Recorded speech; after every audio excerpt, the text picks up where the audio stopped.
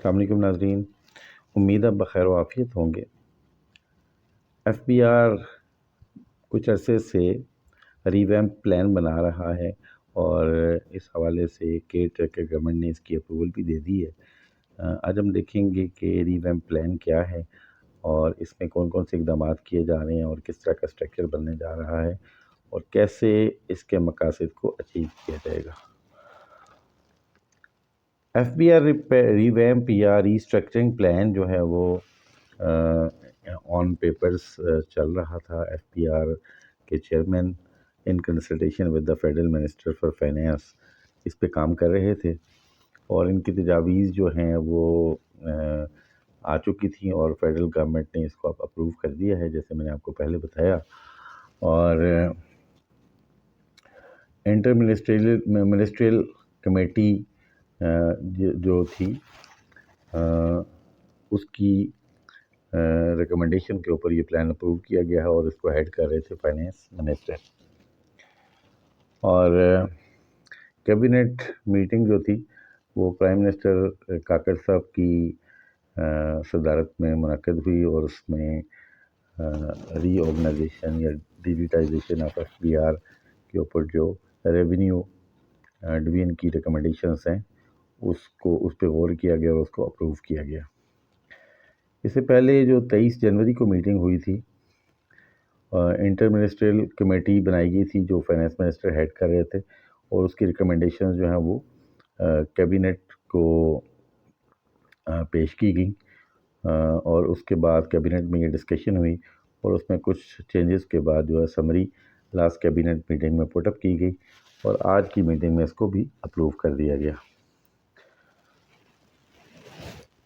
اس حوالے سے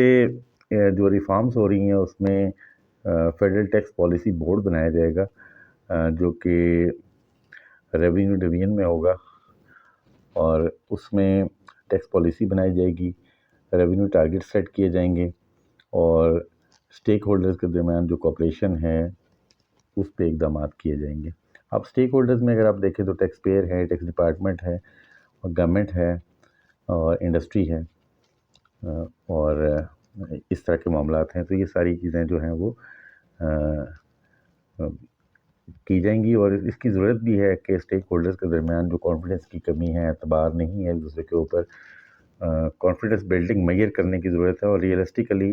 stake holders کے ایشوز کو بھی دیکھنا چاہیے اور گورنمنٹ کے ٹارگٹس کو اس کے ساتھ میچ کرنا چاہیے۔ اور یہ جو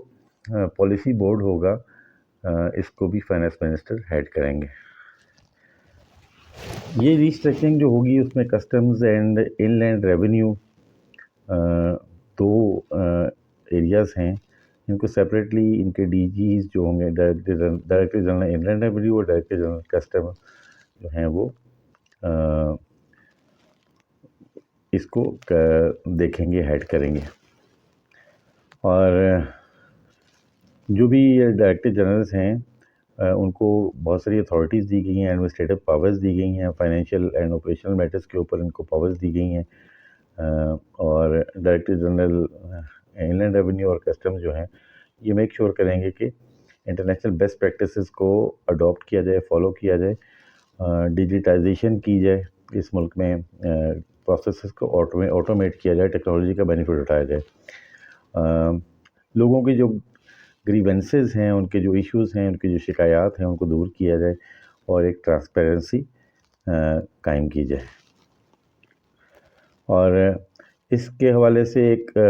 آڈٹ اوور سائٹ بورڈز بنائے گئے ہیں کسٹمز اور ان لینڈ ریونیو کے سیپریٹلی، اور اس میں federal secretaries for finance, revenue, commerce, chairman NADRA اور جو پرائیویٹ سیکٹر سے ان فیلڈز کے جو ایکسپرٹس ہیں جیسے سی ایم ایز ہیں،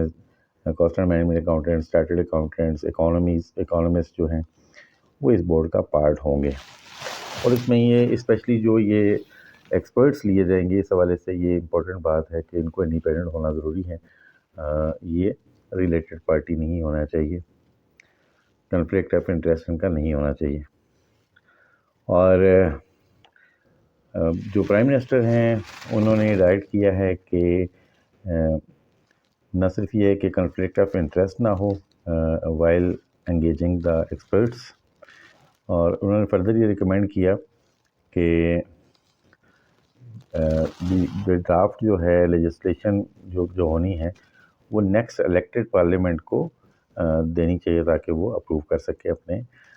آنے والے دور میں جب یہ الیکشنز ہوں گے. تو اس حوالے سے اگر دیکھا جائے تو بہت چینجز آ رہی ہیں اور ضرورت اس سمر کی ہے کہ ٹیکس پیئرز بھی اس کو سمجھیں، سیریسلی اس کو لیں، اور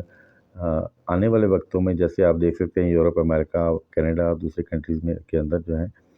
وہ ٹیکسیشن سے بچنا پاسبل نہیں ہے، تو اب یہاں پہ بھی بچنا پاسبل نہیں ہوگا. تو everyone has to pay taxes. ان کے جو ایشوز ہیں ان کو ریزالو کرنے کے لیے کمیٹیز بن گئی ہیں، بن جائیں گی آنے والے وقتوں میں. ایک لا آ رہا ہے پورا، اس کے مطابق جو ہے یہ چیزیں ریفارمڈ ہو جائیں گی، اور وی ہوپ کہ یہ جو